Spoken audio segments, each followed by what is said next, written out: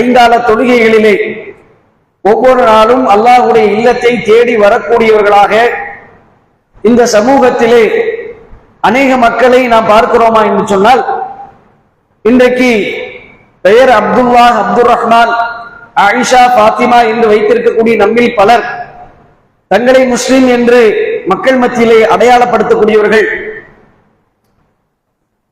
அதே போன்று அல்லாஹ்வை நம்பிக்கை கொண்டிருக்கின்ற, அல்லாஹ்வுடைய தூதரை தூதராக நம்பிக்கை கொண்டு ஏற்று வாழுகின்ற, நாம் மரணித்த பிறகு அல்லாஹ் ரப்புல் ஆலமீனால் எழுப்பி மறுமை நாளில் நிறுத்தப்படுவோம், அல்லாஹ் ரப்புல் ஆலமீன் நம்மை விசாரிப்பான், நம்முடைய அமல்களை விசாரிப்பான், நம்முடைய செயல்களை விசாரிப்பான் என்று நம்பிக்கை கொண்டிருக்கக்கூடிய மூமின்களிலே நம்மில் பலர் ஐங்கால தொழுகைகளை அவர்களுடைய அந்த வணக்க வழிபாடுகளிலே நாம் வெளிப்படையாக பார்க்கின்ற பொழுது இந்த ஜுமாவிற்கு வரக்கூடிய அளவுக்கு கூட பள்ளிவாசல்கள் நிரம்பாத, தொழுகைகளிலே முழுமையாக நிறைவேற்றிடாத இஸ்லாமிய சமூகமாகத்தான் இன்றைக்கு பெரும்பான்மையான மக்களை நாம் பார்க்க முடிகிறது. நாம் எதற்காக படைக்கப்பட்டோம், நம்முடைய நோக்கமும் இலக்கும் என்ன என்பதை நாம் ஒரு கணம் சீர்தூக்கி பார்க்க, சிந்தையினை மீட்டி பார்க்க கடமைப்பட்டிருக்கிறோம். அல்லாஹ் ரப்பல் ஆலமீன் திருமறையிலே சொல்கிறான், ஃபதக்கிர் ஃபஇன்ன ذிக்ரா தன்ஃபஉல் முஃமினீன். மூமின்களுக்கு நீங்கள் உபதேசம் செய்யுங்கள். நிச்சயமாக உபதேசம் என்பது மூமின்களுக்கு என்ன செய்யும், பலன் தரக்கூடியதாக இருக்கும். அதனால பல்வேறு நேரங்களிலே, பல்வேறு ஜுமா உரைகளிலே, குறிப்பாக ரமலான் மாதத்திலே இது மாதிரியான தொழுகை குறித்த அவசியத்தையும் மூமின்களுடைய நிலை குறித்தும் பல்வேறு தலைப்புகள் பேசப்பட்டிருந்தாலும் இது நமக்கான ஒரு உபதேசம், நம்முடைய ஈமானுக்கான ஒரு உத்வேகம் என்பதை நம்முடைய கருத்திலே கொண்டு நாம் கேட்கக்கூடிய அல்லது இங்கு பேசப்படக்கூடிய செய்திகளை நம்முடைய வாழ்க்கையிலே இறுதி மூச்சு வரைக்கும் நாமும் நம்முடைய குடும்பமும் இந்த சமூகமும் பின்பற்றி வாழ வேண்டும் என்கின்ற ஒரு உறுதிமொழியோடு உறுதிப்பாட்டோடு இருக்க வேண்டும் என்கின்ற அந்த ஒரு விஷயத்தை உங்களுக்கும் எனக்கும் நசீகத்து செய்தவனாக நான் இந்த தலைப்புக்குள் செல்கிறேன். கண்ணியத்திற்குரிய சகோதர சகோதரிகளே, தாய்மார்களே, இன்றைக்கு இஸ்லாமிய சமூகத்தை எடுத்துக்கொண்டால் நான் முன்னாடி சொன்னது போல தொழுகைகளுடைய நிலைகளை பார்க்கின்ற பொழுது அலட்சியமாக, அசட்டையாக, பொடுபோக்குத்தனமாக காரணங்கள் சொல்லி தொழுகையை தவிர்க்கக்கூடியவர்களாக அல்லது அலட்சியப்படுத்தக்கூடியவர்களாக இன்றை பார்க்க முடிகிறது. இந்த தொழுகையை பொறுத்த வரைக்கும் நம்முடைய பார்வை எப்படி இருக்கிறது என்று சொன்னால், நமக்கு முடிந்தால் தொழுது கொள்ளலாம், நாம் முஸ்லீம், நாம் தொழுக வேண்டும், நமக்கான வாய்ப்பும் சந்தர்ப்பமும் வசதியும் ஏற்பட்டால் நாம் தொழுது கொள்ளலாம், அதற்கான சூழ்நிலைகள் நமக்கு சாதகமாக அமைந்தால் நாம் தொழுது கொள்ளலாம், அல்லது நமக்காக ஏதாவது ஒரு தேவை இருந்தால் நாம் தொழுது கொள்ளலாம், அல்லது நமக்கு ஏதாவது ஒரு சோதனை வந்தால் அல்லாஹ் ரப்பல் ஆலமீனை நினைவு கூற வேண்டும் என்பதாகத்தான் இன்றைக்கு பெரும்பான்மையானுடைய மக்களுடைய மனோபாவம், மனோநிலை இருக்கிறது. ஆனால் மனிதனுடைய நோக்கம், படைப்பினுடைய நோக்கம் என்ன? அல்லாஹ் ரப்பல் ஆலமீன் தெளிவாக சொல்லுகிறான், மனிதன் மாத்திரமல்ல, வமா ஹலகத்துல் ஜின்ன வல் இன்ஸ இல்லா லியஅப்துன், நாம் மனிதர்களையும் ஜின்களையும் என்னை வணங்குவதற்கு தவிர வேறு எந்த நோக்கத்துக்கும் நான் படைக்கவில்லை. படைத்தனுடைய ஒரே நோக்கம் என்னை வணங்கி வழிபட வேண்டும். ஜின்களாகிய அந்த வகுப்பாரும் மனித சாராரும் அல்லாஹ் ரப்பல் ஆலமீனை மாத்திரம் வணங்கி வழிபட வேண்டும் என்கின்ற ஒற்றை நோக்கத்தை தவிர வேறு எதற்கும் படைக்கப்படவில்லை என்று அல்லாஹ் ரப்பல் ஆலமீன் ஆணித்தரமாக சொல்கிறார். அப்படி இருக்கும் பொழுது இன்றைக்கு இந்த நோக்கத்தை இந்த மனித சமூகம் மறுத்தவர்களாக, முஸ்லிம்கள் மறந்தவர்களாக இன்றைக்கு வாழ்ந்து கொண்டிருக்கிறோம். நம்மில் பலர் இறைவனை மறுக்கக்கூடியவர்களாக, அல்லாஹ்வை மறுத்தவர்களாக இருக்கிறார்கள். அவர்கள் தொழமாட்டார்கள். ஆனால் இஸ்லாமிய சமூகம், அல்லாஹ்வை வணங்கக்கூடிய சமூகம், ஜும்மாக்களிலே, பெருநாட்களிலே தொழுகைக்கு வரக்கூடிய, ரமலானிலே பள்ளிவாசலை நிரப்பக்கூடிய இந்த சமூகம் இந்த தொழுகையிலிருந்து மறந்தவர்களாக, அசட்டை செய்தவர்களாக இருக்கிறார்கள். இந்த தலைப்பை பொறுத்த வரைக்கும் ஒரு மூமின், ஒரு இறை மறுப்பாளன் இருவரையும் ஒரே ஒரு ஹதீஸை கொண்டு நாம் வேறுபடுத்தி இந்த தலைப்பை முடித்துக் விடலாம். இன்றைக்கு மூமினுடைய நிலை எப்படி இருக்கிறது, நாம் எந்த நிலையிலே இருக்கிறோம், அதற்கான அளவுகோல் என்ன, அளவீடு என்ன என்பதை எல்லாம் ஒற்றை ஹதீஸை வைத்து நாம் சிந்தனையிலே உரசி பார்த்து சீர்தூக்கி பார்த்தோம் என்று சொன்னால் நம்முடைய நிலை எந்த அளவில் இருக்கிறது, இந்த சமூகம் எந்த அளவில் இருக்கிறது அப்படிங்கறத புரிந்து கொள்ள முடியும். அல்லாஹ்வுடைய தூதர் சொன்னார்கள், இன்ன பைன ரஜுலி வ பைன ஷிர்கி வல் குஃப்ரி தர்குஸ் ஸலா. ஒரு மனிதனுக்கும், ஒரு மூமினான மனிதனுக்கும் அல்லாஹ்வை மறுத்த இறை மறுப்பாளனுக்கும் மத்தியிலே இருக்கக்கூடிய அந்த வேறுபாடு என்ன? தர்குஸ் ஸலா, தொழுகை விடுவதில் தான் இருக்கிறது என்று அல்லாஹ்வுடைய தூதர் சொன்னார். யார் ஒருவர் தொழுகை விட்டு விடுவாரோ ஃபகத் கஃபர், அல்லாஹ்வுடைய தூதர் சொல்றாங்க, எச்சரிக்கையாக சொல்கிறார்கள், தொழுகை விடுபவர்கள் காஃபிரா, அல்லாஹ்வை மறுத்த இறை மறுப்பாளர்கள் தான் என்று அல்லாஹ்வுடைய தூதர் சொன்னாங்க. இந்த ஹதீஸினுடைய வெளிப்படையாக நம்முடைய சொல் வழக்கிலே சொல்வதாக இருந்தால் ஒரே வார்த்தை சொல்லிட்டு போயிடலாம், நீ தொழுதா நீ முஸ்லிம், நீ தொழுகலன்னா நீ காஃபிர் என்று பிரிச்சு பார்க்கக்கூடிய அந்த வேறுபாடு இந்த தொழுகை என்ற ஒரு விஷயத்துல தான் இருக்கிறது. அப்படிப்பட்ட இந்த தொழுகையில தான் இன்னைக்கு இந்த இஸ்லாமிய சமூகம் அசட்டையாக, பொடுபோக்குத்தனமாக, வேண்டியதற்காக தொழுது கொள்ளலாம், வாய்ப்பு கிடைத்தால் தொழுது கொள்ளலாம், அல்லது நேரம் கிடைத்தால் எனக்குடைய அந்த குடும்ப சூழல், எனக்குரிய பொருளாதார சூழல், இதுவெல்லாம் எனக்கு சாதகமாக இருந்தால் நான் எப்போ தொழுதிருப்பேன், அல்லாஹ்வுடைய நாட்டப்படி நான் தொழுதிருப்பேன்.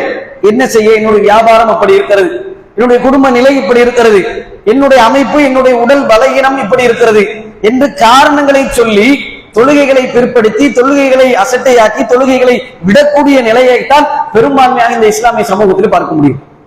கண்ணியத்திற்குரியவர்களே, இதை நாம் மிகவும் பேணுதலாக கண்ணும் கருத்துமாக கவனத்தில் கொள்ள வேண்டிய மிகப்பெரிய ஒரு விஷயம். ரசூலுல்லாஹ் வெளிப்படையாவே சொல்லிட்டாங்க, ஒரே வார்த்தையில அழகா சொல்லிட்டாங்க, தொழுதா அவங்க முஸ்லிம், தொழுகலன்னா அவங்க காஃபிர். இதுக்கு மேல ஒரு மூமினையும் ஒரு காஃபிரையும் வேறுபடுத்தக்கூடிய வேறு ஒன்றும் ஹதீஸ் இருக்க முடியாது. இந்த ஹதீஸினுடைய கனப்பரிமாணத்தை ஒருவர் தனியாக இரவு உறங்கும் போது சிந்தித்து யதார்த்தமாக அவர் யோசித்துட்டு, எதுக்காக படைக்கப்பட்டோம், நம்முடைய நோக்கம் என்ன, என்ன செஞ்சு கொண்டிருக்கிறோம், நம்ம எப்படி, நம்ம என்னத்தை நம்பிக்கை கொண்டிருக்கிறோம், யாரை ஈமான் கொண்டிருக்கிறோம், யாரை பின்பற்றி கொண்டிருக்கிறோம், எப்படிப்பட்ட மார்க்கத்தில் இருக்கிறோம், அதற்கான கட்டளை என்ன, என்ன செய்துகிட்டு இருக்கிறோம், காபிருக்கு நமக்குள்ள வேறுபாடு என்ன என்பது ஒரு மனிதன் இரவு தூங்குவதற்கு முன்பாக உட்கார்ந்து ஒரு 5 நிமிஷம் யோசிச்சாலே போதும். இதை தவிர்க்க முடியாது. ஏன்னா பல கபிரிஸ்தானுடைய வாசகங்கள் எழுதப்பட்டிருக்கக்கூடிய ஒரு வாசகம், இவர் நாளை தொழுகலாம் என்று உறங்க சென்றார், இன்றைக்கு இங்கு அடக்கம் செய்யப்பட்டிருக்கிறார். மனிதனுடைய யதார்த்தம், மனிதனுடைய யதார்த்தம் அப்படித்தான் இருக்குது. யாருக்கா உத்தரவாதமா சொல்ல முடியுமா? சமீபத்துல ஒரு நடிகரை பத்தி பரபரப்பாக பேசப்பட்டது. அவருக்கு எந்த வாய்ப்பும் கிடைக்காம, எந்த குடும்பத்துல யாருமே கவனிக்காம, ஏதோ நோயால அவர் ரொம்ப சிரமப்பட்டு தனிமையில வாடி கடைசியில உறங்கி கொண்டிருக்கும்போது அவருடைய உயிர் பிரிந்து விட்டது அப்படின்னு சொல்லி சமுதாய வலைதளத்துல மீடியாக்கள்ல போட்டிருந்தாங்க. இதுதான் மனிதனுடைய யதார்த்தம். எப்ப புகழ்ல உச்சத்துல இருப்பான், எப்ப யாரால் தூக்கி வீசப்படுவான், எப்ப ஆரோக்கியமாக இருப்பான், எப்ப ஆரோக்கியம் குறையும், நல்ல நிலையில இருந்திருப்பான், தூங்கிக்கிட்டு தான் இருப்பான், காலையில் எழுப்பினா எழுந்திருக்க முடியும். இதனுடைய மனிதனுடைய யதார்த்தமான நிலை. அவன் ஒரு மனுஷன் உறங்க போறான், ஆனா காலையில கண் விழிக்கலன்னு சொன்னா இதுதான் மனிதனுடைய வாழ்க்கையினுடைய உண்மை நிலை, யதார்த்தமான நிலை. அப்ப மரணத்திற்கு எந்த ஒரு உத்தரவாதமும் கிடையாது, எப்ப வரும் சொல்ல முடியாது. குல்லு நஃப்ஸின் தாஇகத்துல் மௌத், ஒவ்வொரு ஆத்மாவும் நாம் மரணத்தை சுவைத்தே தீர்வோம், வைலைனா துர்ஜஊன், நாம் அல்லாஹ்விடத்திலே மீட்டு கொண்டு வரப்பட இருக்கிறோம் என்று அல்லாஹ்வுடைய வசனங்கள் பல இருக்கிறது. அப்போ அல்லாஹ்வை இறைவனாக ஏற்றிருக்கிறோம், என்னை அல்லாஹ் விசாரிப்பான் என்று நம்பிக்கை கொண்டிருக்கிறோம். எப்பொழுது வேண்டுமானாலும் நான் மரணிப்பேன் என்று நாம உறுதியாக நம்பிக்கை கொண்டிருக்கிறோம். ஆனா அல்லாஹ் ரப்பல் ஆலமீன் அப்படிப்பட்ட மரணத்தை சஸ்பென்ஸா வச்சிருக்கான். ஒரு மனிதனுக்கு மாத்திரம் நீங்க யோசிச்சு பாருங்க, நீங்க ஒரு மருத்துவர் சொல்றார், நீங்க ஒரு 2 வாரம் உயிரோடு இருப்பீங்க, அல்லது 1 மாசம் உயிரோடு இருப்பீங்க, 2 மாசம் உயிரோடு இருப்பீங்க, அதை தாண்டி நீங்கள் வாழ்வது கஷ்டம் சொல்லிட்டாருங்க. அந்த மனிதனுடைய நிலை எப்படி இருக்கும்? 2 நாள் தான் போய் உங்களுக்கு, நீங்க அதுக்கப்புறம் உங்களுடைய முடிஞ்சு அல்லாஹ் நான் கூட 1 நாள் இருப்பீங்க, அவ்வளவுதான். காட் இஸ் கிரேட், அல்லாஹ்ட்ட துவா செஞ்சீங்க, கையை விரிச்சிருவார் மருத்துவர். 1 வாரம் தான், 1 மாசம் தான் சொன்னான்னா நம்முடைய நிலை என்னவாகும்?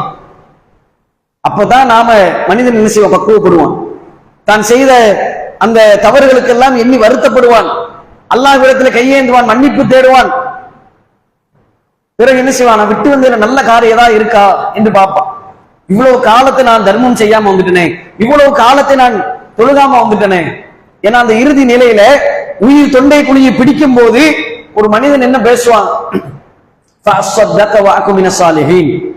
நான் எனக்கு கொஞ்சம் அவகாசம் கொடுங்க, நான் எங்கிட்ட இவ்வளவு காலம் அல்லாஹ்வை மறந்து அல்லாஹ்வை வணங்காம இந்த பொருளாதாரத்தை சேர்ப்பதற்காக, இந்த வீடை கட்டுவதற்காக, என்னுடைய பிள்ளைகளை திருமணம் முடித்து கொடுப்பதற்காக, என்னுடைய பிள்ளைகளை நல்ல முறையில வளர்த்து படிக்க வச்சு ஆளாக்குவதற்காக, நான் ஒரு வாகனம் வாங்குவதற்காக பின்னாடி தொழுது கொள்ளலாம் என்று என்ன செஞ்சேன், நான் சேர்த்து சேர்த்து கஷ்டப்பட்டு தொழுகாம நான் சேர்த்தது இது. அந்த நேரத்தில் என்ன சொல்லுவான், என்கிட்ட உள்ளது எல்லாத்தையும் தர்மம் செஞ்சுட்டு நல்லவனா வந்துடுறேன். நம்ம ஏற்றுக்கொள்ளப்படும் நினைக்கிறீங்களா? அந்த நேரத்தில் அவருடைய சொல்லுக்கு மதிப்பு கொடுக்கப்படும் என்று நினைக்கிறீங்களா? மதிப்பு கொடுக்கப்படாது. ஒரு மனிதனுடைய அமல் செய்வதற்கான, நன்மை செய்வதற்கான அந்த பெருமதிங்கிறது எப்பொழுது தெரியும் தெரியுமா? உயிர் பிடுங்கப்படக்கூடிய நேரத்தில், உயிர் தொண்டை குழி அடைக்கும் போது, வானவர்கள் உயிரை வெளியேற்று என்று சொல்லும் பொழுது இந்த உலகத்திற்கு மீள முடியாத ஒரு நிலை வரும் பாருங்க. அப்பதான் ஒரு மனிதனுடைய பெருமதி தெரியும்.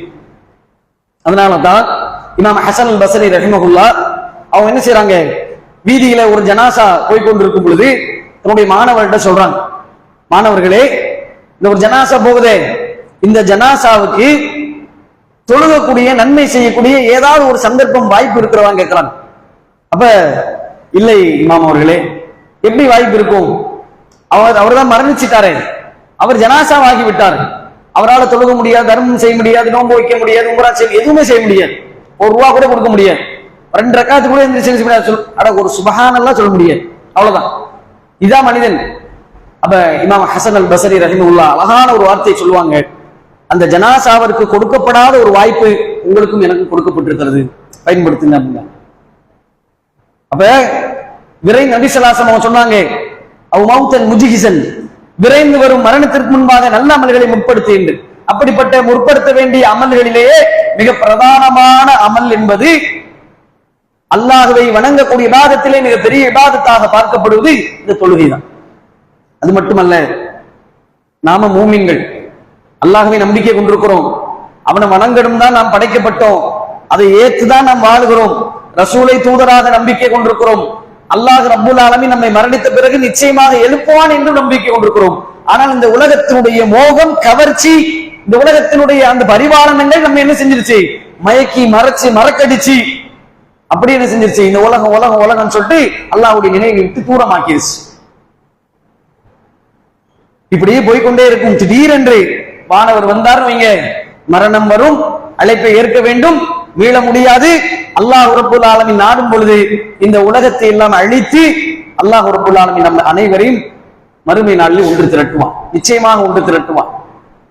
அப்படி ஒன்று திரட்டும் பொழுது நபிகள் நாயகம் ஸல்லல்லாஹு அலைஹி வஸல்லம் அவர்கள் சொன்னார்கள், இன்ன அவ்வல மா யுஹாஸபு பிஹில் அப்து யௌமல் கியாமா, நாளை மறுமை நாளிலே ஒவ்வொரு அடியாரிடத்திலும் முதலாக ஆரம்பமாக விசாரிக்கப்படும் மின் அமலிஹி, அவருடைய அமல்களிலே ஸலாத்துஹு, அவருடைய தொழுகை பற்றி தான்.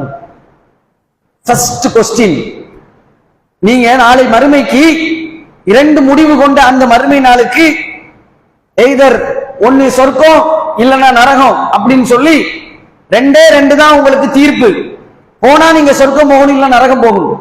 இவ்வளவு நாள் நீங்க வாழ்ந்த அந்த வாழ்க்கைக்கு, அற்பமான அந்த உலகத்தில் வாழ்ந்த அந்த வாழ்க்கைக்கு நிலையான ஒரு தங்குமிடம் என்பது இங்குதான் தீர்ப்பு வழங்கப்படும் என்று மிகப்பெரிய அமளி உண்மையான மிகப்பெரிய ஒரு பிரம்மாண்டமான மகத்துவமான நாளிலே அல்லாஹ் ரப்புல் ஆலமீன் நிறுத்தும் பொழுது அல்லாஹ் ரப்புல் ஆலமீன் ஒவ்வொரு அடியாரையும் விசாரிப்பான். அவருடைய அமல்கள் விஷயத்திலே தொழுகை பற்றியதாக இருக்கும். ரசூலுல்லாஹி அலைஹி வஸல்லம் சொல்லிட்டு சொல்றாங்க, யாருக்கு அந்த கேள்வியிலே முதலாவது கேள்வி தொழுகை அது இலகுவாக்கப்பட்டு விட்டதோ, அந்த தொழுகை எல்லாம் அவர் சீர்பெற்று விட்டதோ, கரெக்டா பதில் சொல்லிட்டாரு, அல்லாஹ்விடத்துல கணக்கு கரெக்டா இருக்குது, எல்லா தொழுகையும் அல்லாஹ்விடத்திலே உரிய முறையிலே அவர் நிறைவேற்றியவராக இருக்கிறார், அதுல எந்த விதமான கோளாறும் இல்லை என்று இருந்தால் ஃபகத் அஃப்லஹ வ அன்ஜஹ, அவர் வெற்றி பெற்று விட்டார், மறுமையிலே அவர் நன்மையின் பக்கம் விரைந்து விட்டார் என்று அல்லாஹ்வுடைய தூதர் சொன்னார். யாருக்கு இந்த தொழுகை பற்றிய கேள்வி கோட்டை விடப்பட்டு சீர்கெட்டு விட்டதோ, தொழுகை சரியில்லாம தொழுகாம அல்லது தொழுகையில என்ன அம்சம் இருக்க வேண்டுமோ அது எதுவுமே இல்லாமல் மறுமையிலே அந்த குறைபாடு உள்ள தொழுகையை கொண்டு வருவாரோ ஃபகத் ஹாப வ ஹஸர, அவர் நஷ்டமடைந்து விட்டார், நரகம் சென்று விடுவார். அல்லாஹ்வுடைய தூதர் சொன்னார். ஃபர்ஸ்ட் கொஸ்டின்ல நம்மளுக்கு ரிசல்ட் தெரிஞ்சிடும். முதலாவது கேள்வியில நமக்கு உண்மையான தீர்ப்பு வழங்கப்பட்டு விடும். அல்லாஹ் ரப்பல் ஆலமீன் நிச்சயம் கேட்பான். இப்படி கேட்கும் பொழுது நம்முடைய தொழுகை சரியாக இருக்க வேண்டும். சரியாக இருக்குன்னு எப்படி இருக்கணும்? நான் எல்லாம் தொழுதுட்டேன் அப்படிங்கிற மாதிரியாக நம்ம அங்க போய் எல்லாம் சொல்லிட முடியாது. வலகத் ஹலக்னல் இன்சான வனஅலமு மா துவஸ்விசு பிஹி நஃப்ஸ். நாம் தான் மனிதனை படைத்தோம், மனிதனுடைய உள்ளம் எதை எண்ணும் என்பதை நாம் அறிவோம். இது யத்தலக்கல் முத்தலக்கியானி அனில் யமீனி வ அனில் ஷிமாலி கஈத். அல்லாஹ் சொல்கிறான், வனஹ்னு அக்ரபு இலைஹி மின் ஹபிலில் வரீத். நாம் பிடரி நரம்பை விட சமீபமாக இருக்கிறோம். வலப்புறமும் இடதுபுறமும் உட்கார்ந்து அவன் என்ன பேசினாலும் என்ன சொன்னால் அவன் சொல்வதற்கு முன்பாக அதை பதிவு செய்யக்கூடியவராக இருக்கிறோம்.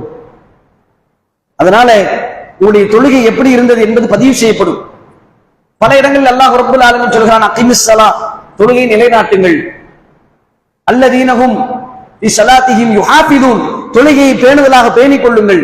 பேணிக் கொள்பவர்கள் யார்? மூமின்கள், வெற்றி பெற்றவர்கள்.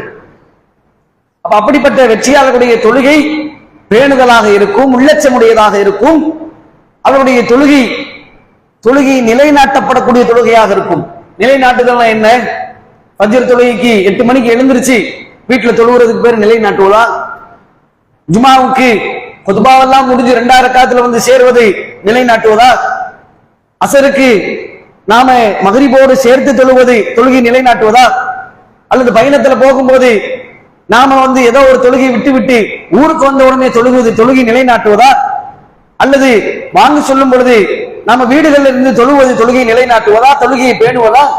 இல்லை அன்பானவர்களே, நான் தான் தொழுதுட்டேனே. உங்களுடைய தொழுகைக்கு நீங்கள் உங்களுடைய கணக்குகளை நீங்கள் இக்ரா கிதாப், நீங்களே உங்களுடைய ஏடுகளை படிங்கள் சொல்லப்படும். உங்களுடைய தொழுகை எப்படி இருந்தது என்பது எல்லாம் பதிவு செய்யப்படும். அந்த தொழுகை குறைபாடு உள்ள தொழுகையா இருக்கிறது. தொழுகையாளிக்கு கேடு என்று அல்லாஹ் சொல்கிறான், ஃபவைலுல் லில் முஸல்லீன், தொழுகையாளிகளுக்கு கேடு. எப்படிப்பட்ட தொழுகையாளி? அல்லதீன ஹும் அன் ஸலாத்திஹிம் சாஹூன், அவர்கள் தொழுகையிலே பொடுபோக்குத்தனமாக இருப்பார்கள். ரொம்ப பொடுபோக்குத்தனமாக இருப்பார்கள், ரொம்ப அஜாக்கிரதையாக இருப்பார்கள். பேணுதல் இருக்காது அவர்களிடத்திலே. தொழுகையில சுத்தமாக பேணுதல் இருக்கிறாது. வீட்டுல உட்கார்ந்து ஒரு டைரியில ஒரு நோட்டுல நம்ம வியாபாரத்தில் இப்படி கணக்கு எழுதுவோம். நம்முடைய ஒரு மகளுக்கோ அல்லது மகனுக்கோ திருமணம் முடிக்கணும்னா அதுக்கு எப்படி எஸ்டிமேஷன் போடுவோம்? யார்கிட்ட மளிகை வாங்கணும், எங்க எது பந்தல் போடணும், எப்படி எல்லாமே போடுவோமா இல்லையா? ஒரு டூர் போகணும், பிக்னிக் போகணும், என்ன செய்வோம்? பட்ஜெட்டா செலவு பண்ணணும்னா அதுக்கு ஒரு கால்குலேஷன் போடுவோமே. இந்த மாதிரியாக என் வாழ்க்கையில கடந்த காலங்கள்ல அதை விட்டுருங்க, இனி வரும் காலங்கள்ல நான் எப்படி தொழுகிறேன்? தொடர்ச்சியா ஒரு வாரம் ஃபஜ்ர், துஹர், அஸ்ர், மக்ரிப், இஷா ஆண்கள் கரெக்டா ஜமாஅத்தாக, குறிப்பா அவ்வளவு வக்துல ஃபர்ஸ்ட் தக்பீர்ல தொழுகிறனா டிக் பண்ணுங்க. அப்படி இல்ல ஜமாத்தா தொழுதுட்டேன், 4 ரக்காத்தா வந்த பரவாயில்ல ஜமாத்தா தொழுதுட்டேன் டிக் பண்ணுங்க. இல்ல தாமதமா தொழுகிறேன் அதையும் டிக் பண்ணுங்க. இப்படி கால்குலேட் பண்ணி பாருங்க. ஒரு வாரத்துக்கு, ஒரு 2 வாரத்துக்கு உங்களுடைய நிலை தெரியும். நீ யாரை பத்தி பார்க்கவோ விசாரிக்கவோ தேவையில்லை. நாம எந்த நிலையில இருக்கிறோம், எந்த நிலையில இருக்கணும், நாம எந்த நிலையில இருக்கிறோம் என்பதை நமக்கு நாமே சுய பரிசோதனை செய்வோம். இன்னல்லாஹ லா யக்ஃபிரு, அல்லாஹ் ரப்பல் ஆலமீன் சொல்றான், இன்னல்லாஹ லா யுகய்யிரு மா பிகௌமின் ஹத்தா யுகய்யிரு மா பிஅன்ஃபுஸிஹிம். எந்த ஒரு சமூகம் தங்களை தாமே மாற்றிக் கொள்ளவில்லையோ அவர்களுடைய நிலையை ஒருபோதும் அல்லாஹ் மாற்ற மாட்டான். நான் என்னுடைய படைச்ச ரப்புல் ஆலமீனை, இந்த 7 வானங்களையும் பூமியை படைத்து இந்த உலகத்திலே மனிதனாக என்னை அழகான வடிவத்திலே படைத்து எனக்கு உணவளித்து எனக்கு பராமரித்து எனக்கு குடும்பத்தை தந்து எனக்கு குழந்தைகளை தந்து எனக்கு பெற்றோர்களை தந்து அவனை வணங்கக்கூடிய உண்மை முஸ்லிமாக வாழக்கூடிய வாய்ப்பை தந்தானே, அந்த ரப்புல் ஆலமீனை நான் எப்படி வணங்கி இருக்கிறேன்? அவன் படைத்த நோக்கத்தை நான் சரியாக நிறைவேற்றி இருக்கிறேனா? அவனுக்கு நன்றியுள்ள ஒரு அடியானாக இருக்கிறேனா என்று ஒருவரும் நாம எழுதி டிக் பண்ணி நமக்கு நாமே மாற்றிக்கொள்வதற்கு சீர்தூக்கி பார்க்க வேண்டும். அப்பதான் நம்முடைய நிலை என்னன்னு தெரியும். குழந்தைகளுக்கு மதரசால பாத்தீங்கன்னா சில மதரசாக்கள்ல சாட்டு போட்டு கொடுத்துருப்பாங்க, தொழுகை கால அட்டவணை. இங்க நடைமுறையில் இருக்கான்னு தெரியல. கோவையில எல்லாம் இந்த மாதிரியான சில பள்ளிகள்ல நம்முடைய ஜம்மியாலே பார்க்க முடியும். அப்ப வீட்டுல என்ன பண்ணணும் அப்படின்னா, ஃபஜ்ர் தொழுதுட்டேன், துஹர் தொழுதுட்டேன், அஸ்ர் தொழுதுட்டேன் இப்படின்னு சொல்லி என்ன செய்யணும்? டிக் பண்ணி பேரண்ட்ஸ் சிக்னேச்சர் வாங்கிட்டு மதரசால கொண்டு போய் காட்டணும், உஸ்தாதிட்ட கொண்டு போய் காட்டணும். இது எதுக்காக? நான் தொழுதுட்டேன் எல்லாத்தையும் சொல்லி பிரைஸ் வாங்குறதுக்கு இல்லை. தன்னுடைய நிலை எப்படி இருக்கிற தொழுகையிலே, தன் பிள்ளை எவ்வாறு தொழுகிறான் அதுக்கு கையெழுத்து போடும்போது தன்னுடைய பெற்றோர்கள் பார்ப்பாங்க. பிள்ளை தொழுகிறான், நம்மளும் தொழுகணும்.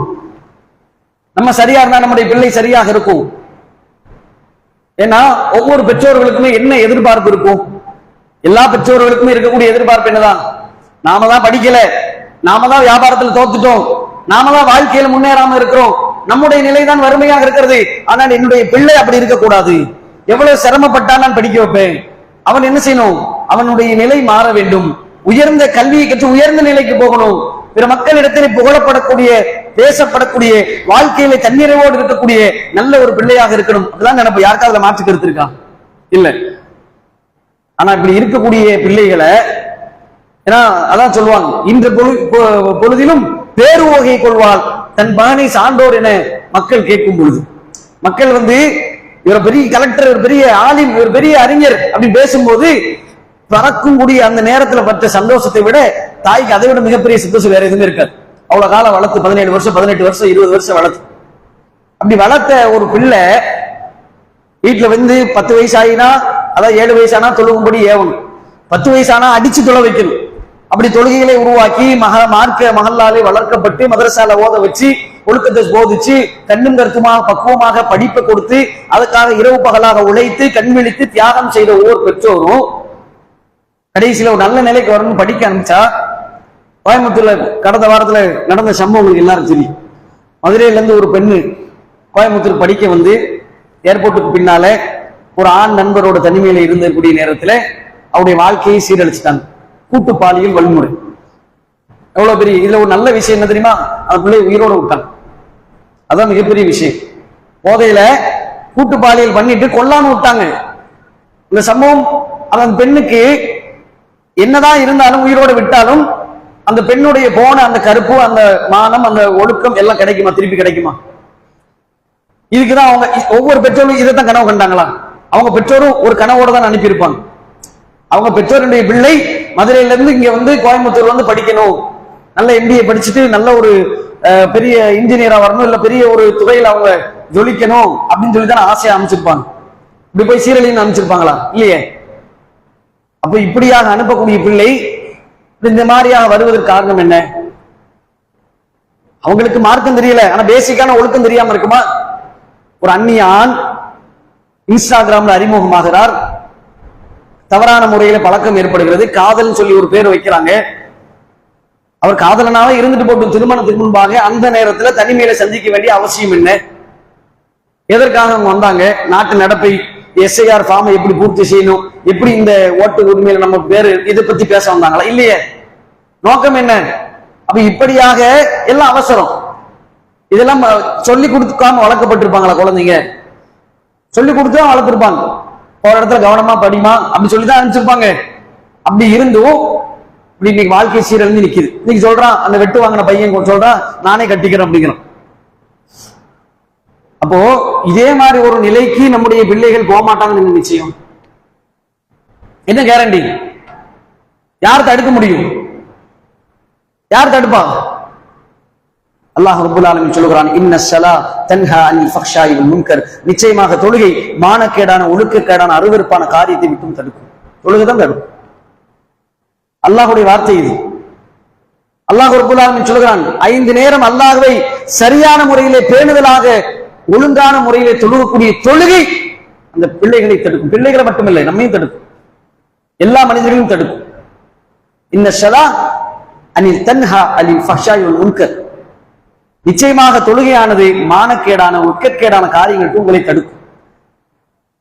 இவர் தொழுதுட்டு வாராரு, வெளியில சிகரெட் பிடிக்கிறாரு, இவர் தொழுதுட்டு வாராரு, வெளியில வட்டி வாங்குறாரு, இவர் தொழுதுட்டு வாங்குறாரு, வெளியில இசை கேட்கிறாரு, இவர் தொழுதுட்டு வராரு, வெளியில ஆபாசத்தை பாக்குறாரு. இப்ப தொழுகை அவரை தடுக்கல, அப்படிதானே? தொழுதுட்டு வாராரு, ஜும்மா தொழுதுட்டு வாராரு, வீட்டுல போய் என்ன செய்யறாரு?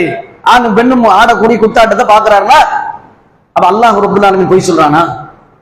அல்லாஹ் ரப்பல் ஆலமீன் பொய் சொல்றான்? இல்லையே. அல்லாஹ் ஹக், அல்லாஹ் உண்மையாளன், அல்லாஹ் பொய் பேச மாட்டான். தொழுகை முறையாக தொழுகலை, பேணுதலா தொழுகலை, உள்ளச்சத்தோடு தொழுகலை, பக்குவமா தொழுகலை, எப்படி தொழுகணுமா அப்படி தொழுகலை, இந்த தொழுகைக்கான கல்வியை படிக்கல. இதுதான் இன்றைய முஸ்லிமுடைய நிலை.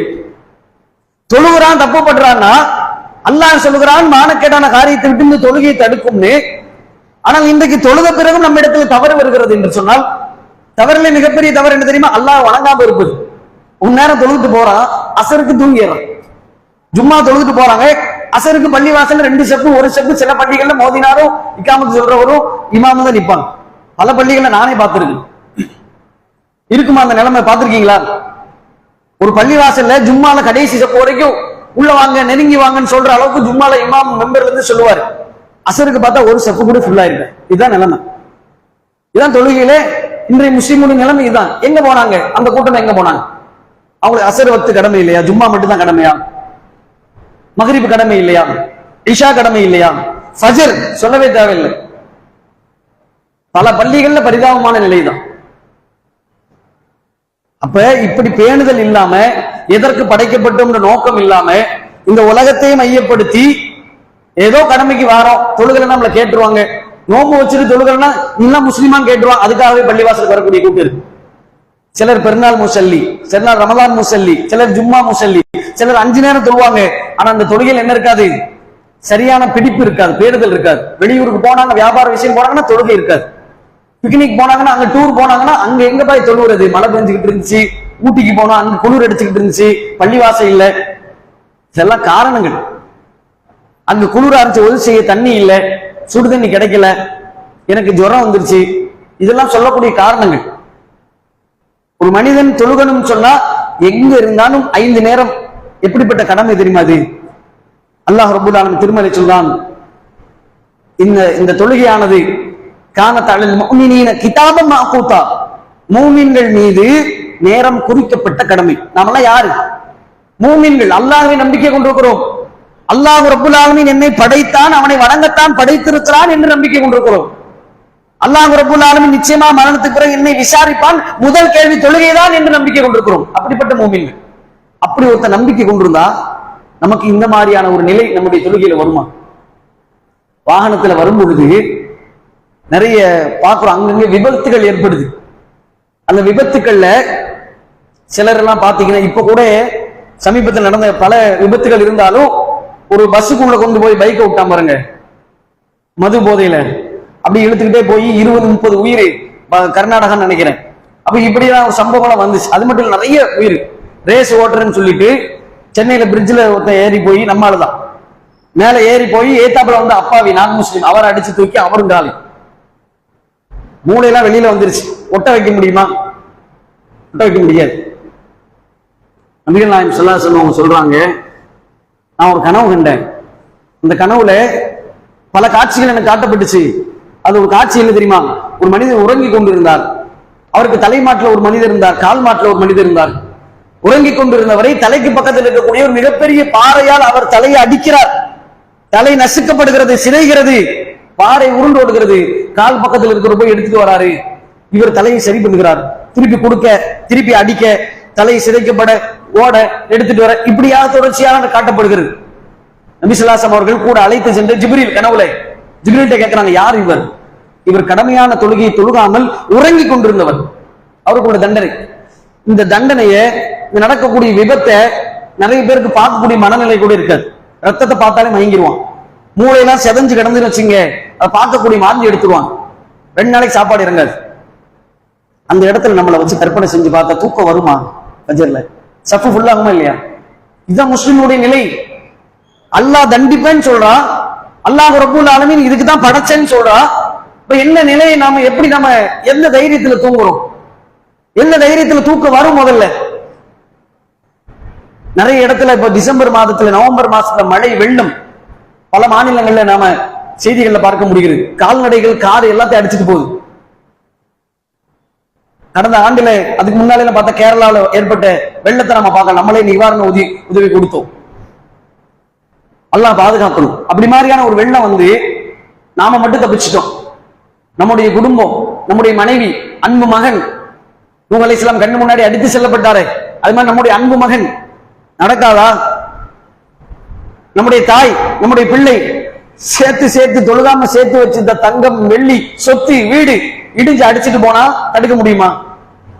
அல்லாஹ்வுடைய தூதர் சொன்னார்கள், யாருக்கு ஒரு வேளை அசல் தொழுகை தவற விடப்படுகிறதோ குடும்பமும் செல்வமும் இழந்தவருக்கு சமம். இந்த ஹதீஸை நீங்க கற்பனை பண்ணி பாருங்க. லைவா நடக்கக்கூடிய சம்பவங்களோட என்ன நான் வச்சு பார்க்கணும், யாரையும் பார்க்க வேண்டாம். நீ அசர் தொழ வரல, நீ ஃபஜ்ருக்கு வந்தியா, நீ யோகியம். நான் என்னுடைய நிலை என்ன? நான் தான், என்னுடைய குடும்பம் தான் இந்த சமூகம். முஸ்லிம்களுடைய இன்றைய நிலை தொழுகையில எப்படி இருக்கு? முதல்ல நான் எப்படி இருக்கேன்? இன்னைக்கு நான் ஃபஜ்ர் தொழுகலை அல்லது லேட்டா தொழுதுட்டேன் அப்படின்னு நான் மார்க் பண்ணாதான் நாளைக்கு நான் சரி பண்ணுவேன். அப்படி சரி பண்ணாதான் அல்லாஹ் ரப்பல் ஆலமீன் என்னுடைய நிலையை சீர்படுத்துவான். ஆக கண்ணியத்திற்குரிய அருமை சகோதர சகோதரிகளை, தாய்மார்களே, நாம் படைக்கப்பட்ட நோக்கம் தொழுகை. அதனால ஒருபோதும் தொழுகைக்காக எந்த எக்ஸ்கியூஸ் நம்ம கொடுக்க கூடாது. எல்லா இபாதத்திலையும் எல்லா கடமைகளையும் அல்லாஹ் ரப்பல் ஆலமீன் சலுகை வச்சிருக்கிறான். அதை விடக்கூடிய சலுகை வச்சிருக்கிறான். உங்களுக்கு நோன்பு வைக்க முடியல, நிரந்தர நோய் இருக்கிறது, கர்ப்பிணியாக இருக்கிறீர்கள், விடுவதற்கு கூட சலுகை இருக்கிறது. பயணத்தில் இருக்கிறீங்க, நீங்க விட்டுக்கலாம். ஹஜ்ஜு, நீங்க தான தர்மம், அதாவது ஜக்காத்து கொடுக்கணும், பொருளாதாரம் இல்ல, கொடுக்க தேவையில்லை, விட்டுடலாம். உங்களுக்கு கடமையே ஆகாது முதல்ல.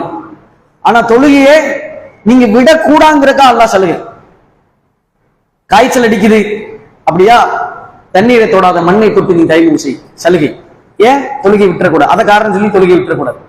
பயணத்தில் போறேன் அப்படியா, உனக்கு பள்ளிவாசல் கிடைக்கலையா, பூமியில எங்க வேணா தொழுதுக்கோ, சேர்த்து தொழுதுக்கோ, சுருக்கி தொழுதுக்கோ, ஆனா தொழுகை விட்டுறாது. சட்டம். உனக்கு நின்று தொழ முடியலையா, கால் வலிக்குதா, நோயா இருக்கிறியா, படுக்க இருக்கியா, படுத்த நிலையிலே தொழுதுக்கோ, சட்டம். ஏன்? நிச்சயமாக தொழுகை மூமின்களின் மீது நேரம் குறிக்கப்பட்ட கடமை. தொழுகைதான் நம்முடைய வெற்றி, தொழுகைதான் முதல் விசாரணை, தொழுகைதான் சொர்க்கத்தினுடைய திறவுகோல் என்று அல்லாஹ்வுடைய தூதர் சொல்லியிருக்கிறாங்க. ஆக கண்ணியத்திற்குரிய இந்த தொழுகையினுடைய முக்கியத்துவத்தை, இதை விடுவதனால் அல்லது இதிலே அசட்டை செய்வதனால், இதிலே நாம ஏற்படுத்தக்கூடிய அந்த அஜாக்கிரதையினால், பொதுபோக்கு தளத்தினால் ஏற்படக்கூடிய விளைவுகளை சொன்னால் சொல்லிக்கொண்டே போகலாம். ஒரு நாள் முழுவதும் என்ன செய்யலாம், இதை பத்தி பேசலாம். ஜும்மாவுடைய நேரம் பத்தாது. இதையெல்லாம் நாம் என்ன செய்யணும், நம்முடைய கவனத்தில் எடுத்து நாம நடைமுறைக்கு கொண்டு வர வேண்டும். அப்படி சரி செய்து நம்முடைய தொழுகைகளை பேணக்கூடிய மக்களாக அல்லாஹ் ரப்பல் ஆலமீன் உங்களை வெளியே ஆக்குவானாக கேட்டு முதல் உரை நிறைவு செய்கிறேன்.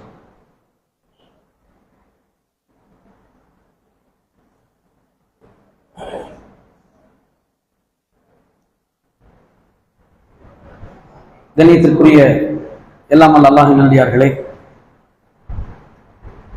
இந்த தொழுகையை பொறுத்த வரைக்கும் இஸ்லாமிய சமூகத்திலே பெரும்பான்மையான மக்கள் தொழுகிறார்கள். ஆனால் தொழுகையிலே சரியான ஒரு நிலையை அவர்கள் பேணுவதில்லை. அதை தாமதம் செய்கிறார்கள், சேர்த்து தொழுகிறார்கள், வீட்டில் தொழுகிறார்கள், பயணத்தில் விட்டும் விடுகிறார்கள், ஃபஜ்ரை தொழுவதில்லை, 4 வக்து தொழுகிறார்கள், அல்லது இஷாவை தொழுவதில்லை. இப்படி பல்வேறு தரப்பிலே மக்கள் இருக்கிறார்கள். அதாவது ரொம்ப பிற்படுத்தி தொழுகிறார்கள், 2-3 தொழுகைகளை சேர்த்து தொழுகிறார்கள், நோய் வந்தால் 2 நாள் விட்டு விட்டு தொழுகிறார்கள். இப்படியாக பல நிலைகள் நம்ம இடத்துல இருக்கிறது. சிலர் ஜும்மா மட்டும் வருகிறார்கள். கண்ணியத்துக்குரியவர்களே, இது சாதாரணமான ஒரு விஷயம் கிடையாது. எது இருந்தாலும் இல்லாட்டாலும் நாம் என்ன செய்யலாம், நாம மறுமையில நாம அதற்கான விஷயத்துல சரி பண்ணிக்கலாம். ஆனால் தொழுகை இல்லைன்னு சொன்னா எதை கொண்டு சரி பண்ண முடியாது. நான் நாடியவர்களுடைய நிலை ஒவ்வொரு மாதிரி தருவான். ரிஸ்கை கூட்டி கொடுப்பான், குறைத்து கொடுப்பான், சோதிப்பான். அதற்காக வேண்டி இன்னைக்கு பொருளாதாரத்தை தொழுகையை விட்டு விட்டு ஹராமான வழியில போய் வட்டி வாங்கி இப்படியாக இன்னைக்கு ஓடிக்கொண்டிருக்கிறோம் உலகம் சொல்லி. அல்லாஹ் ரப்பல் ஆலமீன் திருமறையில் சொல்ல, எது வெற்றி தெரியுமா? வமன் சுஹ்ஸிஹ அனின்னார் வ உத்கிலல் ஜன்னத ஃபக்கத் ஃபாஸ். யார் ஒருவருடைய முகம் நரகத்தை விட்டு தூரமாக்கப்பட்டு யாருடைய முகம் சொர்க்கத்துக்குள் புகுத்தப்படுகிறதோ, யார் சொர்க்கத்துக்குள் புகுத்த நுழைவிக்கப்படுவார்களோ, ஃபக்கத் ஃபாஸ், அதுதான் மகத்தான வெற்றி என்று அல்லாஹ் சொல்கிறான். நரகத்திலிருந்து நாளை மறுமையிலே கோடான கோடி மக்கள் முன்பாக நிற்கும் போது நரகத்திற்கு இவனை இழுத்துட்டு போற இழிநிலை இருக்கு பாருங்க, அந்த இழிநிலை விட்டும் பாதுகாக்கப்பட்டு உனக்கு நிரந்தரமான சொர்க்கம், இன்பம், இதுதான் உன்னுடைய உலகத்தில் உழைப்புக்கான கூலி என்று அல்லாஹ் மகத்தான ஒரு கூலியை தருவான் அந்த சொர்க்கத்தை. அதுதான் உண்மையான வெற்றி. இந்த உலகத்தில் ஏற்ற தரவுகள் அல்லாஹ் வச்சிருக்கிறான். என்னதான் நாம நின்னாலும் சிலருடைய நிலை அல்லாஹ் ரப்பல் ஆலமீன் நாடாமல் மாறாது. அது அவர்களுக்கு சோதனை. சிலர் ஏழையாவே வச்சிருப்பான், அவனுக்கு நாளை தகுதியை உயர்த்தி சொர்க்கத்திலே பணக்காரர்களுடைய மிக சீக்கிரமாக அனுப்பிடுவான். அதுக்காக நாம என்ன செய்ய முடியாது, நமக்கு கீழ்நிலை மூலமா பார்க்கணும். தொழுகையை விட்டு அல்லாஹ்வுடைய கடமைகளை மறந்து உலகத்துக்கு பின்னாடி நாம போகக்கூடாது. அந்த நரகத்திலே பல வகைகள் இருக்கிறது. அதுல அல்லாஹ் ரப்பல் ஆலமீன் ஒரு வசனத்தை கவனிங்கள், மா ஸலகக்கும் ஃபீ ஸகர். சொர்க்கவாதிகள் சொர்க்கத்துக்கு போன உடனே நரகவாதிகளை பார்த்து கேட்பாங்க, என்னோடு இருந்தீங்களே, என்னுடைய முகல்லால இருந்தீங்களே, ஜும்மாலாம் என் பின்னாடி நின்று பக்கத்துல நின்று தொழுதீங்களே, இஸ்லாமிய பேர் தான் மகல்லால நீங்க இஸ்லாமிய பேர் தானே உங்களுக்கு இருந்துச்சு, முஸ்லீமா தானே அடையாளப்படுத்தப்பட்டீங்க, நீங்க எப்படி சொர்க்கம் நரகம் போனீங்கன்னு கேட்பாங்க. மா ஸலக்ககும் ஃபீ ஸக்கர், இந்த சக்கர் என்ற நரகத்தில் உங்களை கொண்டு போய் சேர்த்தது எது? அவங்க சொல்றாங்க ஃபர்ஸ்ட் ஆன்சர், காலு லம் நகு மினல் முஸல்லீன், நாங்கள் தொழக்கூடியவர்களாக இல்லை, நாங்கள் தொழக்கூடியவர்களாக இல்லை. ஏதோ ஜும்மாவுக்கு வந்தோம், ஏதோ ரமலானுக்கு வந்தோம், அல்லது ஏதோ தோன்னா வந்தோம், அல்லது ஏதோ ஒரு கஷ்டம்னா அல்லாட்ட துவா செய்யறதுக்காக பள்ளிக்கு வந்தோம், கஷ்ட காலம் நெருக்கடி வரும்போது வந்தோம், 4 பேர் வரும்போது ஃப்ரெண்ட்ஸா கூட்டு வந்தோம், அப்பதான் வந்தோம். வியாபாரத்தில் இருக்கும்போது வெளியூர்ல போகும்போதெல்லாம் இதுதான் முறையா தொழுகைன்னா பேணுதலான தொழுகை இல்லை. அவர்களுக்கு அந்த தொழுகையை காட்டாத லிஸ்ட்ல நாங்கள் தொழக்கூடியவர்களாக முறையாக தொழுபவர்களாக இல்லை என்று சொல்லுவாங்க. அதனாலதான் அல்லாஹ் திருமறை சொல்றான், யா அய்யுஹல்லதீன ஆமனு கூ அன்ஃபுஸக்கும் வ அஹ்லீக்கும் நாரா, உங்களை உங்கள் குடும்பத்தாரின் நரக நெருப்பை விட்டு பாதுகாத்துக் கொள்ளுங்கள். முதல்ல நம்ம பார்த்தோம், நீ சரியில்லை, நீ தொழுக வரல, நான் வந்துட்டேன், அதற்கல்ல இந்த தொழுகை, என்னுடைய மறுமைக்காக, என்னுடைய மறுமை வெற்றிக்காக நான் வருகிறேன். என்னை ரப்பு படைச்ச நோக்கம், என்னை விசாரிப்பான், அதை கொண்டுதான் நான் சொர்க்கத்தினுடைய சாவியாக நான் சொர்க்கத்துக்குள்ள போக போறேன் அப்படிங்கிறதுக்காக பேணுதலாக தொழுக வேண்டும். நாம முதல்ல டிக் பண்ணணும். நம்முடைய குடும்பத்தாரை வஅ்முர் அஹ்லக பிஸ்ஸலாத், உடைய குடும்பத்தாரை தொழுகும்படியே உங்கள் பிள்ளைகளை நாம முதல்ல தொழுதாதான் நம்முடைய பிள்ளைகள் தொழுவாங்க. பிள்ளைகளை 7 வயதாக தொழுவு சொல்லியே உங்க 10 வயசாக லேசா அடிங்க, கண்டிங்க, மார்க் எடுக்கல, அது செய்யல, இது செய்யல கண்டிக்கிறோம். தொழுகைக்கு என்னக்கா நம்ம அடிச்சிருக்கிறோமா? அப்படி அடிச்சா நம்முடைய பிள்ளைகள் சரியா வரும். நாம சரியா இருக்கும் போது அந்த பிள்ளைகளை அடிக்க முடியும்.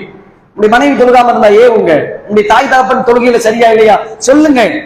அப்ப நாம முதல்ல சரியாகணும். நம்முடைய குடும்பத்தாரை தொழுகும்படி ஏவணும். நம்முடைய குடும்பத்தாரை நரக நெருப்பை விட்டு பாதுகாக்க வேண்டும். அதுதான் மகத்தான வெற்றி. கண்ணியத்துக்குரியவர்களே, இனி வரக்கூடிய காலங்களிலே இந்த ஜும்ஆவிலிருந்து நாம் ஒரு தீர்மானத்தை நம்முடைய மனதில் நியத்து வைக்க வேண்டும்.